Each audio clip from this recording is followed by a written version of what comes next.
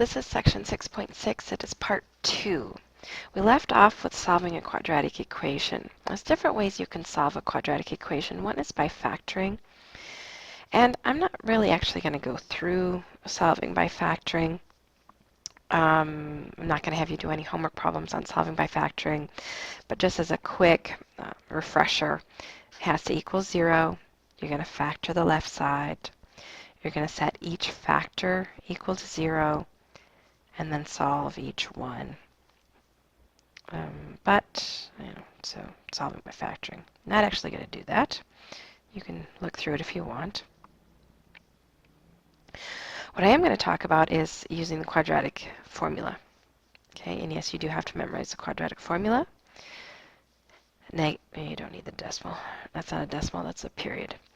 X equals, and you do have to write x equals, negative b, which is the opposite of b, plus or minus square root b squared minus 4ac, and notice this fraction bar goes under the negative b.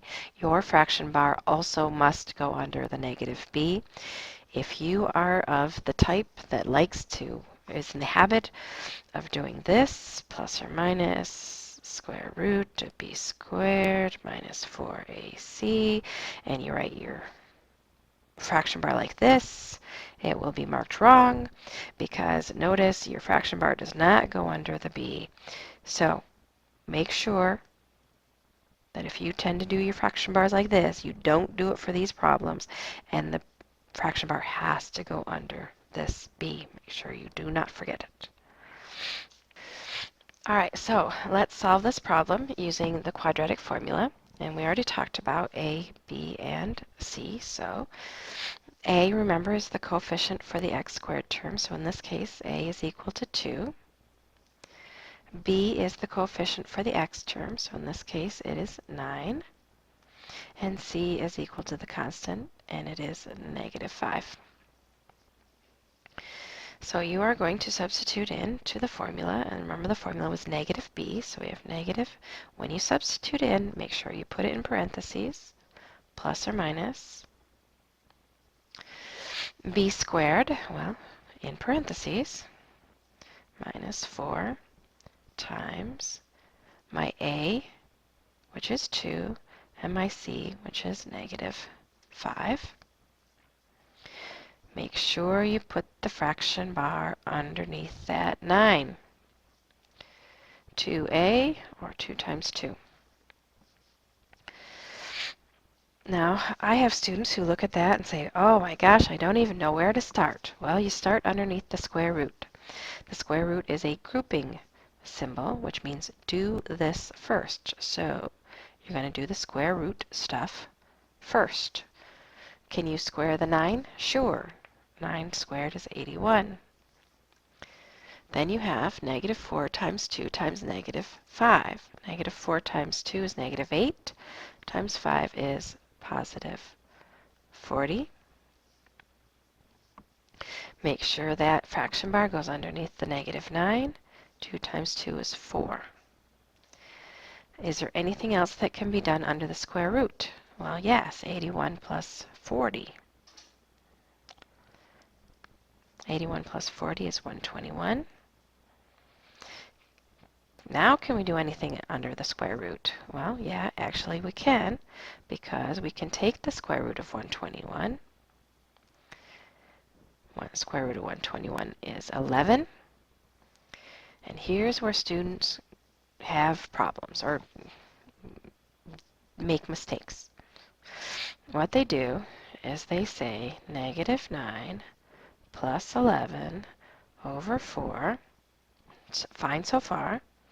Negative 9 plus 11 is 2 over 4 is 1/2. And they know they have plus or minus. They tell me the answer is plus or minus 1/2. It is not plus or minus 1/2. It's positive 1/2. The answer is not plus or minus 1/2.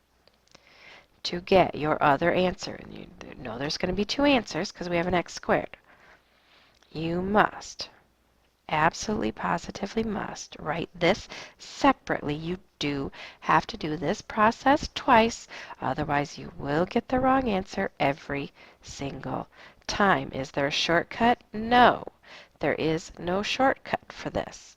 You do have to write it separately. I would tell you if that were the case, if you had a shortcut. There is not. We get two answers, positive 1/2, negative 5. Notice I did not say plus or minus 1/2. Make sure that you write a plus 11 and a minus 11 separately and solve them both separately.